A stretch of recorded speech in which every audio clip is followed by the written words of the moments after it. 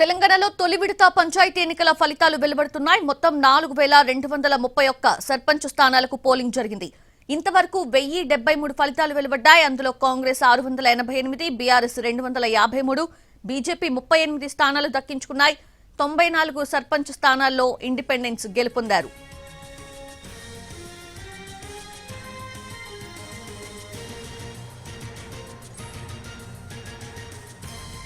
తెలంగాణలో తొలి విడత పంచాయతీ ఎన్నికల ఫలితాలు వెలువడుతున్నాయి. మొత్తం 4231 సర్పంచ్ స్థానాలకు పోలింగ్ జరిగింది. అయితే ఇప్పటి వరకు 1073 స్థానాలకు సంబంధించిన ఫలితాలు అయితే వెలువడ్డాయి. అందులో కాంగ్రెస్ 688, బీఆర్ఎస్ 253, బీజేపీ 38 స్థానాలు దక్కించుకున్నాయి. ఇక 94 సర్పంచ్ స్థానాల్లో ఇండిపెండెన్స్ గెలుపొందారు.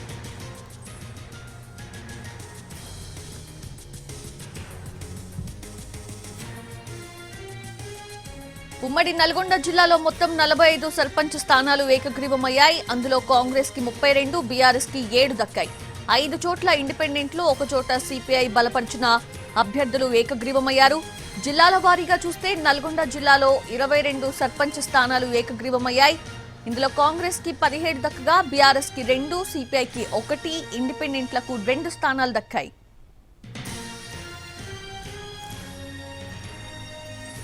ఇక సూర్యాపేట జిల్లాలో 7 సర్పంచ్ స్థానాలు ఏకగ్రీవమయ్యాయి. ఇందులో 5 కాంగ్రెస్, 2 బీఆర్ఎస్ దక్కించుకున్నాయి. యాదాద్రి జిల్లాలో 16 సర్పంచ్ స్థానాలు ఏకగ్రీవం కాగా, అందులో కాంగ్రెస్ కి 10 స్థానాలు దక్కాయి, బీఆర్ఎస్ కి 3, ఇండిపెండెంట్లకి 3 దక్కాయి.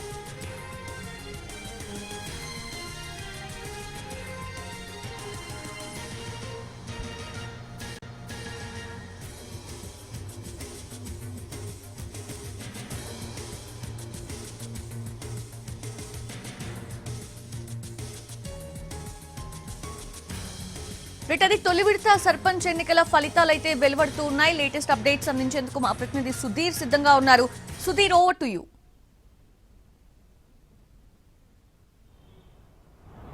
మొదటి విడత పంచాయతీ ఎన్నికల్లో భాగంగా కౌంటింగ్ ప్రక్రియ ఇంకా కొనసాగుతూనే ఉంది. మధ్యాహ్నం 2 గంటలకు ప్రారంభమైన కౌంటింగ్ ప్రక్రియ ఇంకా కూడా కొనసాగుతుంది. దాదాపు 189 మండలాల్లోని 3834 గ్రామ పంచాయతీలకు సంబంధించిన కౌంటింగ్ ప్రక్రియ కొనసాగుతుంది. అయితే ఇప్పటికే కొన్ని గ్రామాలకు సంబంధించిన ఫలితాలు వెల్లడయ్యాయి. అది సర్పంచ్కి సంబంధించి కావచ్చు, అదేవిధంగా వార్డు మెంబర్లకు సంబంధించిన ఫలితాలు అయితే విడుదల అవుతూనే ఉన్నాయి.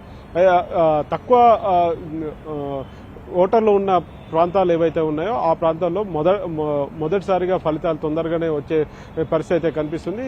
అయితే మధ్యాహ్నం 2 గంటలకు కౌంటింగ్ ప్రక్రియ ప్రారంభమైన తర్వాత పోస్టల్ బ్యాలెట్లను లెక్కించారు. పోస్టల్ బ్యాలెట్లను లెక్కించిన తర్వాత ఆ తర్వాత బ్యాలెట్ పత్రాలను లెక్కిస్తూ వస్తున్నారు.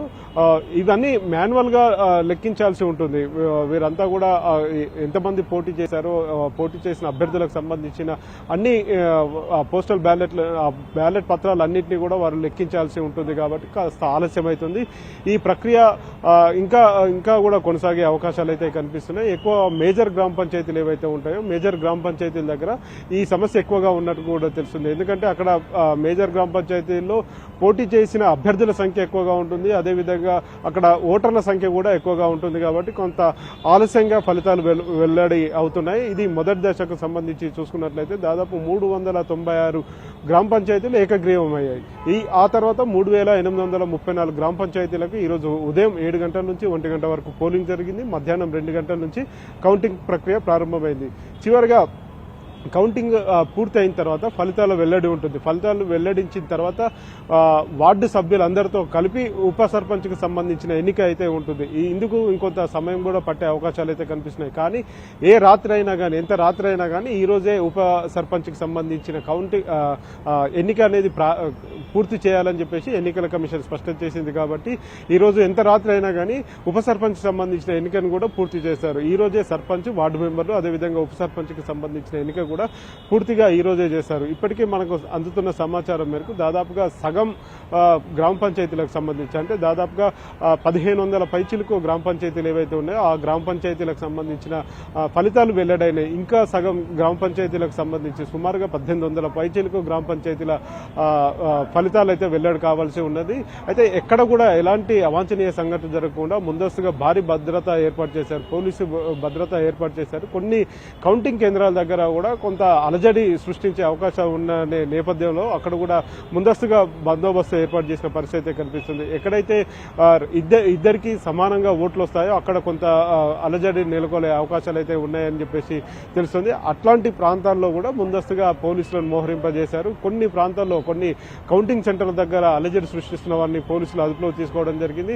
అయితే మనకంతున్న సమాచారం మేరకైతే ఇప్పటికీ దాదాపు 1500 పైచిలకు గ్రామ పంచాయతీలకు సంబంధించిన ఫలితాలు అయితే వెల్లడయ్యాయి. ఆ సర్పంచ్లు అదేవిధంగా వార్డు మెంబర్లకు సంబంధించిన ఫలితాలు అయితే వెల్లడయ్యాయి. దాదాపు 27,000 పైచిలకు వార్డు మెంబర్లు ఉన్నారు. ఆ వార్డు మెంబర్లకు సంబంధించిన దానికి సంబంధించిన కౌంటింగ్ కూడా ఇంకా కొనసాగుతూనే ఉంది. ఆ కౌంటింగ్ ఈ రోజు రాత్రి వరకు కూడా కొనసాగే అవకాశాలు అయితే కనిపిస్తున్నాయి. మేజర్ గ్రామ పంచాయతీల దగ్గరనే ఎక్కువ సమయం తీసుకుంటుంది. ఎక్కువ మంది పోటీ చేశారు కాబట్టి వారికి సంబంధించిన బ్యాలెట్ పత్రాలు వాటన్నిటిని కూడా పూర్తిగా క్షుణ్ణంగా పరిశీలించాల్సి ఉంటుంది. ఎక్కడ ఓటు వేశారనే విషయానికి సంబంధించి కొంత సందిగ్ధమైన పరిస్థితులు నెలకొంటున్నాయి. అక్కడక్కడ వాటిని ప్రిసైడింగ్ ఆఫీసర్లకు అప్పచెప్పే ప్రయత్నం అయితే చేస్తున్నారు. ప్రిసైడింగ్ ఆఫీసర్లు ఆ ఓటు చెల్లుతుందా లేదా, ఆ ఓటు ఎవరికి పడింది అనేది తెలపడం కొంత ఆలస్యం అవుతుంది. తద్వారా ఎన్నిక కౌంటింగ్ సంబంధించిన ప్రక్రియ కొంత ఆలస్యం అవుతున్నట్టుగా కూడా తెలుస్తుంది. అయితే గ్రామీణ ప్రాంతాల్లో కొన్ని సమస్యాత్మక ప్రాంతాలు ఏవైతే ఉన్నాయో సమస్యాత్మక ప్రాంతాల్లో కొంత అలజడి నెలకొనే అవకాశాలు ఉన్నాయని చెప్పేసి ఎన్నికల కమిషన్ దగ్గర సమాచారం ఉంది. ఆ మేరకు పోలీసులకు పూర్తి స్థాయిలో ఆదేశాలు జారీ చేశారు. ఎక్కడ ఎలాంటి అవాంఛనీయ సంఘటనలు జరగకుండా ముందస్తుగా భద్రతా ఏర్పాట్లు చేయాలని చెప్పేసి కూడా సూచించడం జరిగింది. ఇప్పటికే దాదాపు వేలాది మందిని బైండ్ ఓవర్ చేసిన పరిస్థితి ఉంది. ఎవరైతే అలజడి సృష్టిస్తారు, అల్లర్లు చేస్తారని చెప్పేసి సమాచారం ఉందో వారందరినీ కూడా ముందస్తుగా అదుపులో తీసుకోవడం జరిగింది. అంతేకాకుండా ఇప్పటికే ఆ గ్రామ పంచాయతీల దగ్గర కూడా పోలీసులు మోహరించి ఉన్నారు. ఎవరైతే గెలుపొందిన వారు ఉన్నారో గెలుపొందిన అభ్యర్థులకు సంబంధించి కూడా ఎలాంటి విజయోత్సవాలు నిర్వహించకుండా ఉండేందుకు కూడా ఆదేశాలు జారీ చేసిన పరిస్థితి కనిపిస్తుంది. మొత్తానికైతే 3,834 గ్రామ పంచాయతీలకు సంబంధించిన కౌంటింగ్ ప్రక్రియ సజావుగా కొనసాగుతుంది. కౌంటింగ్ ప్రక్రియ ముగిసేంత వరకు కొంత సమయం పట్టే అవకాశం ఉంది. అవన్నీ కూడా మాన్యువల్ గా చేస్తున్నారు కాబట్టి ప్రతి బ్యాలెట్ బాక్స్ ను ఓపెన్ చేయాలి, సీజ్ చేసిన బ్యాలెట్ బాక్స్ ను ఓపెన్ చేయాలి, ఓపెన్ చేసి వాటన్నిటిని కూడా సెగ్రిగేట్ చేయాలి. ఇటు వార్డు మెంబర్లకు వచ్చిన ఓట్లు కావచ్చు, అదేవిధంగా సర్పంచ్కి వచ్చిన ఓట్లన్నింటినీ కూడా బ్యాలెట్ బాక్స్ లో నుంచి తీసి సెగ్రిగేట్ చేసి వాటన్నిటిని కూడా కట్టలు కట్టాల్సి ఉంటుంది. కట్టలు కట్టిన ఓట్లన్నింటినీ కూడా తీసి మళ్ళీ లెక్క పెట్టాల్సి ఉంటుంది. కాబట్టి కొంత ఆలస్యంగా అయ్యే అవకాశాలు అయితే కనిపిస్తున్నాయి. మేజర్ గ్రామ పంచాయతీల్లోనే ఇలాంటి సమస్యలు ఉంటాయి. చిన్న చిన్న గ్రామ పంచాయతీల్లో వెంటనే రిజల్ట్స్ అయితే వస్తున్నాయి. అందుకు సంబంధించి మనం చూసుకున్నట్లయితే రాజకీయ పార్టీలకు సంబంధించి ఎవరైతే రాజకీయ పార్టీలు అభ్యర్థులకు మద్దతు పలికాయో వారికి సంబంధించి కూడా ఆయా రాజకీయ పార్టీలు ఇప్పటికే ప్రచారం చేసుకుంటున్నాయి. తమ బలపరిచిన అభ్యర్థులు గెలుపొందారని చెప్పేసి కూడా వారు ప్రచారం చేసుకుంటున్నారు. కానీ రాష్ట్ర ఎన్నికల సంఘం మాత్రం ఇవంతా కూడా వేరే అంటే ఈ రాజకీయ పార్టీలకు సంబంధించిన ఎన్నికలు కాదు కాబట్టి వీటిని రాజకీయ కోణంలో చూడాల్సిన అవసరం లేదని చెప్పేసి కూడా ఎన్నికల కమిషన్ స్పష్టం చేస్తుంది. ఈ రోజు రాత్రి వరకు కూడా ఈ కౌంటింగ్ ప్రక్రియ కొనసాగుతుంది. గ్రామీణ ప్రాంతాల్లో కొంత కరెంటుకు సంబంధించి ఇబ్బందులు ఉన్నా కానీ అక్కడ జనరేటర్ సౌకర్యం కూడా ఏర్పాటు చేసినట్టు ఎన్నికల కమిషన్ చెప్తుంది. ఎట్టి పరిస్థితుల్లో కూడా అక్కడ కరెంట్ లేకుండా ఆ కౌంటింగ్ ప్రక్రియ కొనసాగే అవకాశం లేదు కాబట్టి ఇప్పటికే ఎక్కడైతే ఆలస్యం అయ్యే అవకాశాలు ఉందో అక్కడ జనరేటర్లను ఏర్పాటు చేసుకోవాలని చెప్పేసి కూడా రాష్ట్ర ఎన్నికల సంఘం ఇప్పటికే ఆదేశాలు జారీ చేసింది. కౌంటింగ్ జరుగుతున్న ప్రక్రియను కూడా ఎప్పటికప్పుడు రాష్ట్ర ఎన్నికల సంఘం ఇక్కడ వెబ్ కాస్టింగ్ ద్వారా పరిశీలిస్తుంది. అక్కడక్కడ ఏవైనా అనుమానాలు ఉంటే కూడా వాటిని నివృత్తి చేసుకునే ప్రయత్నం అయితే ఎన్నికల సంఘం చేస్తుంది. 189 మండలాలకు సంబంధించి ఇప్పటికే రాష్ట్రంలోని 31 జిల్లాల్లో ఉన్న 189 మండలాలు, ఈ 189 మండలాల్లో కూడా సజావుగా కౌంటింగ్ ప్రక్రియ అయితే కొనసాగుతూనే ఉంది.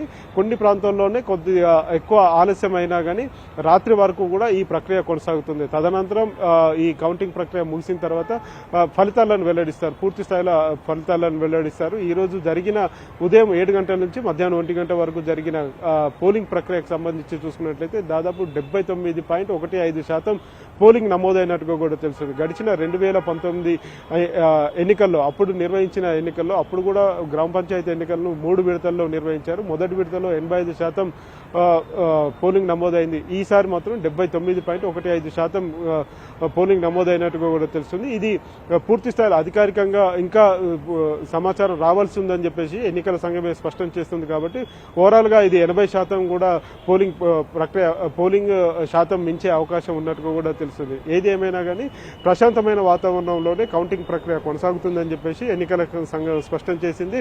కొన్ని ప్రాంతాల్లో మాత్రమే చెదురుమదురు ఘటనలు చోటు చేసుకున్నట్టుగా కూడా ఎన్నికల సంఘం చెప్తుంది. అయితే ఎక్కడ కూడా పరిస్థితి అదుపు తప్పి అన్ని చోట్ల కూడా పరిస్థితి అదుపులోనే ఉంది. ఎక్కడ పరిస్థితి అదుపు తప్పలేదు అని చెప్పేసి కూడా చెప్తున్నారు.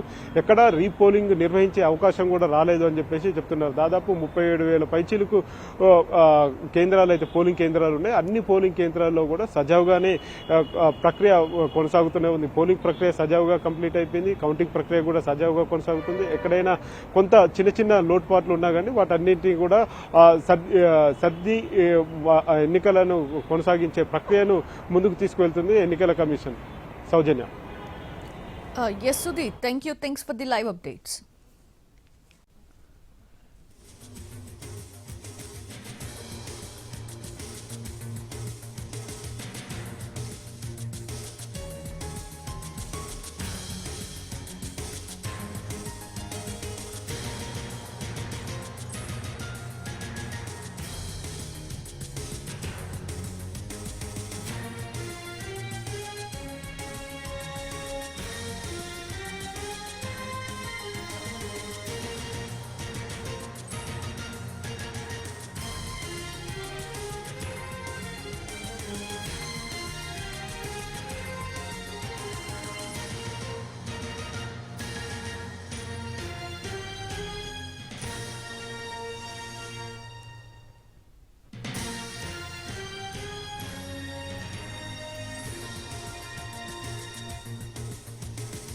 తెలంగాణలో కాంగ్రెస్ హవా చూపిస్తోంది. సర్పంచ్ ఎన్నికల్లో కాంగ్రెస్ విజయ ఢంకా మోగించింది.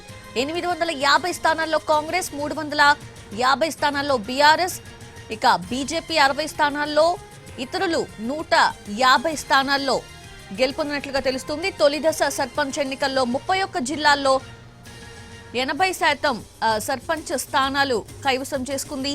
వార్డులో కూడా కాంగ్రెస్ హవానే కొనసాగిస్తోంది. ఇది ప్రజాపాలనకు ప్రజలిచ్చిన ఆమోదం అంటున్నారు కాంగ్రెస్ నేతలు.